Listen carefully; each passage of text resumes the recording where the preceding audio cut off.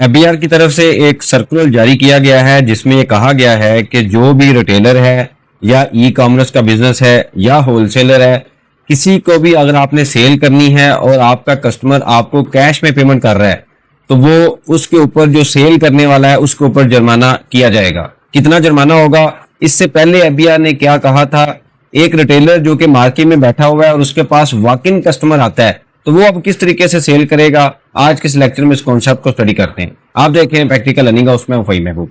वापस आते हैं टॉपिक के ऊपर। तो सबसे पहले एक डॉक्यूमेंट है जो कि 12 अगस्त को जारी किया गया, जिसके अंदर एफबीआर ने एक्सप्लेन किया है कि अगर कोई रिटेलर है जो कि मार्केट में बैठा हुआ है या ऑनलाइन कैश का कोई बिजनेस है तो उन्होंने भी, उनके लिए भी जो 2 लाख की लिमिट है वो अवेलेबल है। इससे पहले क्या कहा गया था? इससे पहले ये कहा गया था कि शायद ये 2 लाख की जो लिमिट है वो होलसेलर के लिए हो या मैन्युफैक्चरर के लिए हो।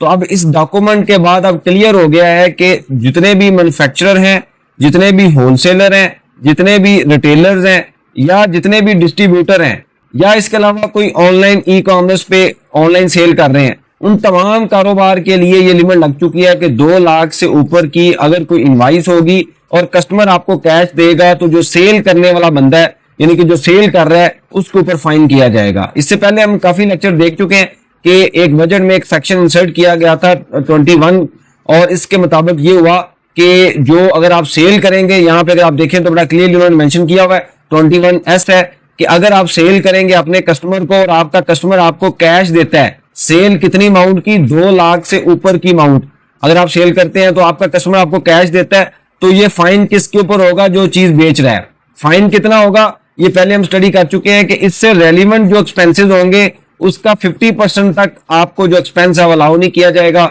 जब एक्सपेंस अलाउ नहीं होगा तो आपके ऊपर आपका प्रॉफिट बढ़ जाएगा, जब प्रॉफिट ज्यादा होगा तो आपको टैक्स ज्यादा देना पड़ेगा। इसकी एग्जांपल मैं ऐसे ही लेता हूं कि आपने एक कस्टमर को 10 लाख की सेल की और आपकी ये सेल है और इसको आपने परचेज किया, for example cost of sale आपकी थी 7 लाख की, तो आपका जो प्रॉफिट आता है, हम एग्जांपल ले रहे हैं, वो 3 लाख है। तो अगर आपने कैश में ट्रांजेक्शन की होगी तो सेल तो आपकी 1 लाख ही रहेगी, लेकिन ये जो अमाउंट होगी इसको कर दिया जाएगा 3,50,000, तो आपका जो प्रॉफिट है वो बढ़ जाएगा, वो हो जाएगा 6,50,000। जब प्रॉफिट ज्यादा होगा तो आपको टैक्स भी ज्यादा देना पड़ेगा। पहले ये होता था कि जो चीज पे कर रहा है या परचेज कर रहा है उसके ऊपर मसला था, अब ये है कि सेल करने वाले के ऊपर मसला। ये पहले भी हम स्टडी कर चुके हैं। अब क्वेश्चन ये आता था कि अभी एक रिटेलर है जो कि मार्केट में बैठा हुआ है, उसके पास कोई वॉक इन कस्टमर आता है और आके उसको ये कहता है कि जी मैंने एसी लेना है और एसी की प्राइस है फॉर एग्जांपल 2,10,000, तो अब वो कैसे लेगा? अब वो कैश, तो अगर कैश लेगा तो वो तो उसके ऊपर फाइन होगा। वो ये कहेगा कस्टमर को कि आप मेरे अकाउंट में ट्रांसफर करें। अब एक कस्टमर है वो कहता है नहीं मैंने तो आपको कैश ही देना है, तो कैसे सेल होगी? अब ये क्वेश्चन है। अब वो क्या करेगा? अगर ये लॉ बन जाता है तो क्या करेगा? जो कि बन गया है कि क्या वो एसी के इंडोर की सेपरेट इनवाइस करेगा, आउटडोर की सेपरेट इनवाइस करेगा? तो ये अजीब एक तरह का तमाशा लग चुका है कि एक बंदा आ रहा है मार्केट में आके, उसके पास कैश है और वो रात को विजिट करता है, जब तक कि वो कैश आपके अकाउंट में डिपॉजिट नहीं करवाएगा, ऑनलाइन ट्रांसफर नहीं करेगा, आप सेल नहीं कर सकते।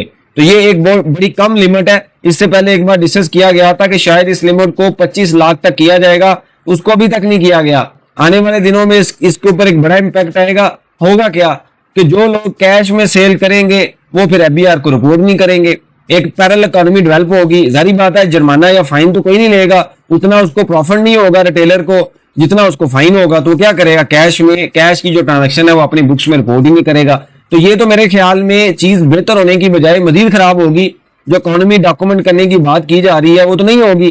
तो इसके ऊपर अब एफबीआर ने क्लियर कर दिया, ये तमाम के ऊपर अप्लाई होगा। इवन अगर आप ऑनलाइन बिजनेस कर रहे हैं और आपकी इनवाइस जो है वो 2 लाख से ऊपर होगी, कोई ऑर्डर आता है तो आपके ऊपर भी है कि आपने कैश ऑन डिलीवरी नहीं लेना, आपने कस्टमर से ऑनलाइन ट्रांसफर लेना है। तो ये अगर आप डॉक्यूमेंट देखेंगे तो इसमें क्लियर मेंशन कर दिया गया है, अगर आप इस तरह के किसी भी बिजनेस में इन्वॉल्व हैं और आपकी सेल जो है वो 2 लाख से ऊपर है तो आपके नोटिस में होना चाहिए कि इसके ऊपर आप फाइन होगा। अब क्वेश्चन ये आता है कि आप इसको कैसे मैनेज कर सकते हैं। अगर तो आपकी कोई ऐसी प्रोडक्ट है जिसको आप ब्रेक कर सकते हैं और आपके पास एक कस्टमर आता है, वो आपको ये कहता है 5 लाख की परचेज करता है और आपको कैश देता है, तो आप क्या करेंगे? कैश रिसीव कर ले, लेकिन जो इनवाइस बना के देंगे वो आपने 2 लाख की एक इनवाइस बनानी है, फिर उसके बाद 2 लाख की एक इनवाइस बना दें और तीसरे नंबर पे 1 लाख की एक इनवाइस बना दें। अमाउंट तो टोटल 5 लाख ही होगी, क्योंकि बात की गई है सिंगल इनवाइस जो है वो 2 लाख से ऊपर ना हो। जब आप ये काम कर लेंगे तो आपकी हो गई कंप्लाइंस और आपके ऊपर कोई पेनल्टी नहीं होगी। लेकिन मसला वहां पे आता है, जैसे एक बाइक है,